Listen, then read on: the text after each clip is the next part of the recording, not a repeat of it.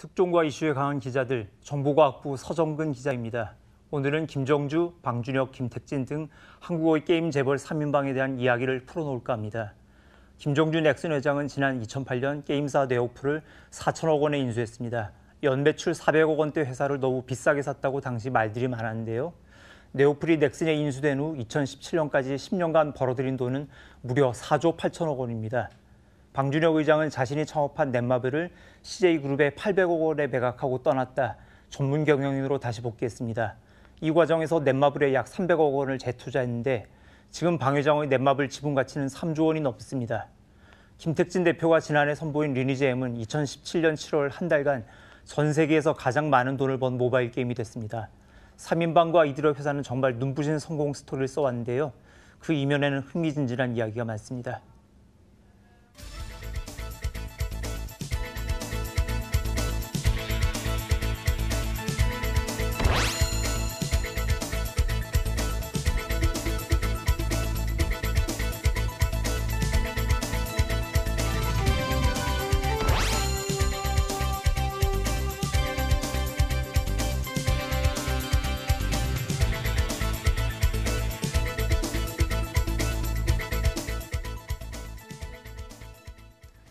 자, 오늘 특이한 기자들은 서정근 기자와 함께 게임 산업이 과거에서부터 현재까지 어떻게 이루어지고 있는지 그리고 현재 현황은 어떤지까지 좀 얘기를 나눠볼 겁니다. 자, 서정근 기자 참 목소리 들어보니까 목소리는 다큐인데 오늘 또 게임 얘기를 준비하셨어요. 그리고 또 게임을 굉장히 오랫동안 취재해 오신 분이라고 제가 얘기를 들었습니다. 한번 이야기를 들어볼게요. 우리나라의 게임의 역사하면 언제부터 시작이라고 보면 될까요? 예, 넥슨이 96년 그 최초의 그래픽 기반 온라인 게임 바라랑의 나라를 선보였는데요. 이때가 한국 게임 산업의 근현대사가 시작됐다고 보면 됩니다. 네. 예, 게이머들이 네트워크 서버에 접속해서 함께 플레이할 수 있다는 점에서 이 바람의 나라라는 게임은 그 당시에는 엄청난 혁신적인 성과물이었는데요. 물론 지금 눈높이로 보면 그래픽이라든가 이런 점은 많이 좀 조악해 보일 수 있습니다. 네. 자, 그렇다면 그 당시에 우리가 흔히 알고 있는 김택진 대표와 NC소프트 김택진 대표와 넷마블 방준혁 의장은 그 당시에 뭐 하고 있었습니까? 예, 앞서 언급드린 그 바람의 나라는 그 김정주 회장과 함께 넥슨을 창업했던 송재경 씨가 만들었는데요. 네. 이분이 게임을 만들다 말고 도중에 넥슨을 떠나서 유랑하다 김택진 대표가 설립한 NC소프트에 합류했습니다. 김택진 대표는 그 송재경 부사장을 통해 리니지를 열심히 만들고 있을 때였고 방준혁 의장은 아직 게임 업계에 발을 들이기 전입니다. 네, 지금 저희가 넥슨에 대한 이야기를 하고 있으니까요. 그러면 그 넥슨 초기 단계에서는 우리가 알만한 인재들이 있을까요?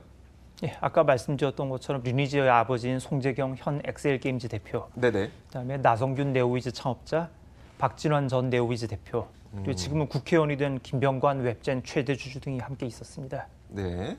서울대는 뭐 카이스트에서 학사 석사학위 따고 삼성 가서 고연봉 받으면서 잘 나갔을 인재들이 넥슨에 입사해서 그 당시 화폐 단위로 한 70만 원 정도 월급 받고 열심히 일하던 때였습니다. 네, 그 당시 화폐 단위 70만 원이라고 하지만은 지금 생각해도 꽤 낮은 연봉이니까요. 예, 그렇죠. 알겠습니다.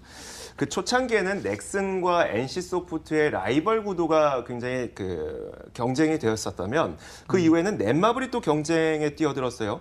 오너 3인방의 우리가 캐릭터들을 하나씩 살펴보면 재밌을 것 같은데요. 예, 김정주 회장은 그 부친이 설립한 그 가승이라는 법인을 물려받아서 이름을 넥슨으로 바꾸고 네. 부친의 지원을 받아 사업을 시작했습니다. 그 유복한 금수저 출신인데 이런 배경이 전혀 티가 나지 않을 만큼 소탈해서 사람들이 좀 많이 따르고 그래서 초반에 아까 말씀드렸던 그런 쟁쟁한 인맥들이 그때 네. 형성됐던 것 같습니다. 김택진 대표는 서울대 전산학 학사 석사를 따고 한매소프트를 설립했는데요. 이후 현대전자를 거쳐 NC소프트를 설립했습니다. 그 NC 다이노스를 창단한 그 프로야구 구단주이기도 한데요. 엘리트이지만 그 다수성가형 기업인으로 보는 게 맞습니다. 네. 예. 그 방준혁 의장은 그 테헤란밸리에 기반을 둔 초기 인터넷 벤처기업 설립자들처럼 화려한 학벌을 가지고 있지는 않은데요. 집안 환경도 좀 어려웠던 걸로 알려져 있습니다. 전형적인 흑수저 자수성가형 기업인으로 볼 수 있습니다. 네. 앞서서 그 네오플을 넥슨이 인수했던 과정에 대해서 이야기를 해주셨는데 이 인수 과정이 어땠습니까? 예, 10년 전이었는데요. 10년 전에 네. 넥슨이 네오플을 인수할 때 그때 제가 관련 사실을 단독 보도한 적이 있는데요. 단독을 하셨어요. 예, 네. 사실 처음엔 저도 얼마 인수했는지 모르고 그냥 기사를 쓰면서 단독 썼다고 되게 기뻐하면서 썼던 기억이 나는데 네. 시간이 좀 지나서 찾아보니 인수 대금이 무려 4천억 원이었습니다. 네. 2007년 연간 매출이 448억 원인 회사를 4천억 원이나 주고 샀는데요. 그 네네. 넥슨 현금 보유고 전액과 은행 대출을 전부 다 쓸어 담아서 산 것이었죠. 그렇다면 그 당시에는 좀 너무 무리한 가격에 샀다는 이야기도 많이 있었겠네요. 예, 뭐 저도 그렇게 생각했었고요. 네네. 근데 네오플이 넥슨에 인수되고 나서 2008년부터 2017년까지 10년간 누적 매출이 4조 8천억 원 정도 됩니다. 네. 2017년 한 해만 매출이 1조 1,495억 원, 영업이익이 무려 1조 636억 원입니다. 한마디로 업계에서 예를 들고 미친 수익성이라고들 얘기를 많이 했었죠. 4천억 원의 매수를 했는데 예. 한 해 동안 영업이익만 1조 넘게 냈다고요? 괜찮네요. 알겠습니다. 어떻게 이런 수익성이 가능한 겁니까? 우리가 흔히 알고 있는 그 중국어 인터넷 게임 업계 1위 업체인 텐센트가 네오플의 던전 앤 파이터를 중국 현지에서 서비스하고 있는데요. 네. 이 게임이 중국에서 연 매출 한 4조 원 정도 내고 그중 25%가량인 1조 원을 네오플에 로열티로 준다고 이해하면 됩니다. 이 던전 앤 파이터 중국 매출이 매년 2월 춘절 연휴, 우리로 따지면 설날이죠. 네네. 이때 제일 많이 나오는데요. 이때 중국 게이머들이 춘절에 고향에 안 가고 던파 게임만 한다고 알려져 있을 정도입니다. 그 정도입니까? 중국인들이 그렇게 좋아하는 게임들이라. 예. 그러면 이렇게 생각해도 되겠네요.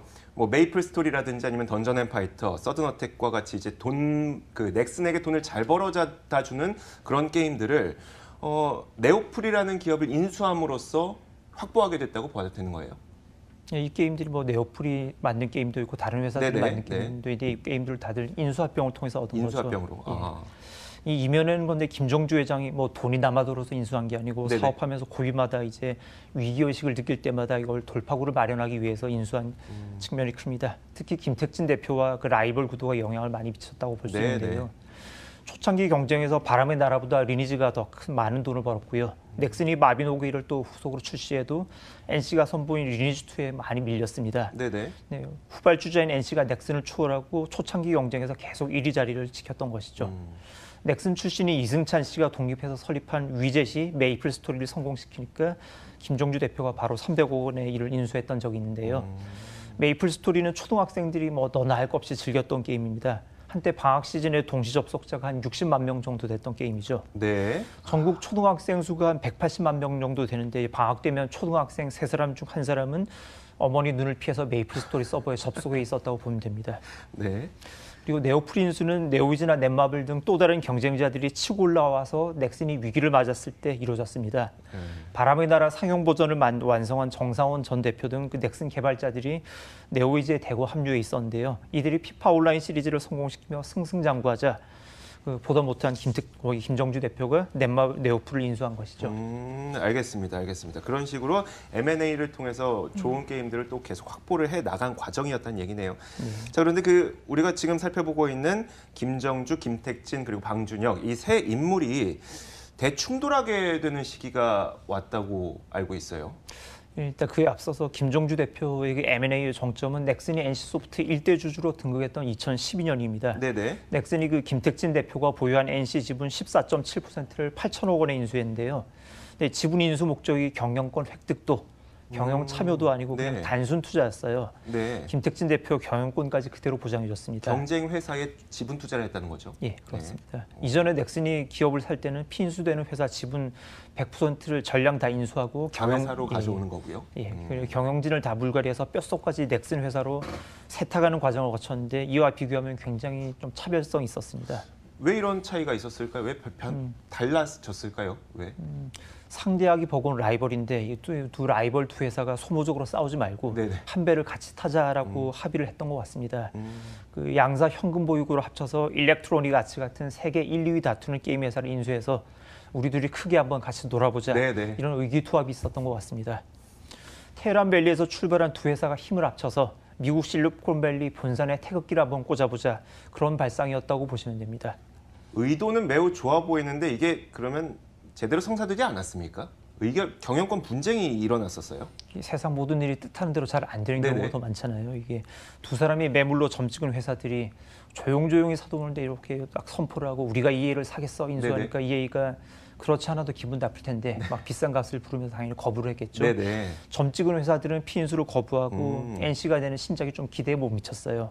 주가가 크게 떨어지고 그 주식을 들고 있는 넥슨은 거의 지구가 평가 손실을 많이 받겠죠. 네, 네. 그렇다고 넥슨이 김택진 대표를 뭐 쫓아낼 의도가 있었다고는 보이지 않고요. 넥슨이 NC 이사회에 넥슨 쪽 사람 한 사람 심겠다는 의도로 보여졌었는데 받아들인 입장에서는 좀 많이 불편했던 것 같습니다. 이 시기에 방준혁 의장은 어떤 행동을 했습니까? 이제 방준혁 회장이 일단 분위기를 살피고 이제 네네. 백기사를 자청하고 나섰던 거죠. 네. 그 넷마블이 NC 지분 8.9%를 매입하고 NC가 넷마블 지분 9.8%를 인수했습니다. 네네. 넷마블이 보유한 NC 지분 그리고 김택진 대표가 넥슨에 팔지 않고 남겨뒀던 자녀 지분을 합치면 일대주주 넥슨이 보유한 NC 지분보다 좀 더 많아지죠. 네. 그래서 넥슨의 경영 개입을 막을 수 있었습니다.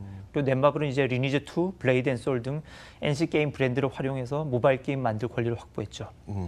방준혁 의장 이야기가 나왔으니까 말인데요. 방준혁 의장에 대해서 조금 더 깊이 있게 저희가 살펴보죠. 방준혁 의장의 이력에 특이한 점들이 꽤 많이 있죠. 예, 이분이 넷마블을 창업해서 업계 한 4위권 업체로 끌어올리고 CJ그룹에 800억 원에 팔고 업계를 떠났습니다. 네. 근데 CJ그룹이 2012년에 CJ게임즈를 신설하고 방준혁 의장을 다시 모셔옵니다. 방 의장은 신설된 이 CJ게임즈 유상증자에 참여해서 288억 원을 투자하고 7만 2,810주를 확보합니다. 방 의장이 CJ게임즈 지분을 취득하자마자 CJ게임즈는 방 의장 개인 회사인 하나로게임즈랑 합병을 단행하는데요. 네. 이 하나로게임즈는 하나로텔레콤의 자회사였던 하나로드림의 후신인데요. 방준혁 의장이 넷마블을 CJ에 팔고 난 직후에 하나로드림 지분 36%를 39억 원에 인수해 둔 바 있습니다. 네.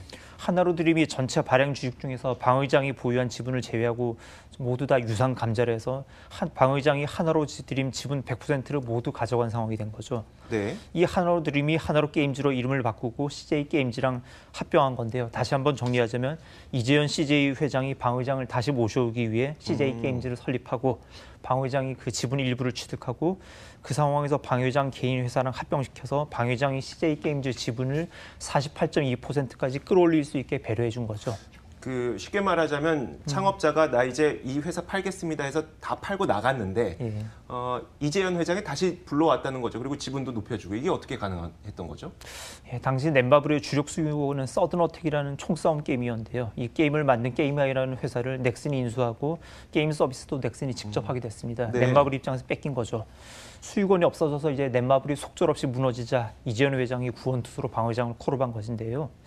방 회장 입장에선 자신이 공들여 키운 회사가 김정주 회장 수완에 무너지자 다시 현업에 복귀한 셈입니다. 네. 자, 다시 한번 저희가 김정주 회장과 또 김택진 그 경영권 분쟁에 대해서 이야기를 해볼 텐데 김정주 회장이 굳이 NC소프트의 김택진 그 회장의 경영권을 뺏을 생각이 아니었는데 이게 왜 이런 일이 벌어지게 된 겁니까?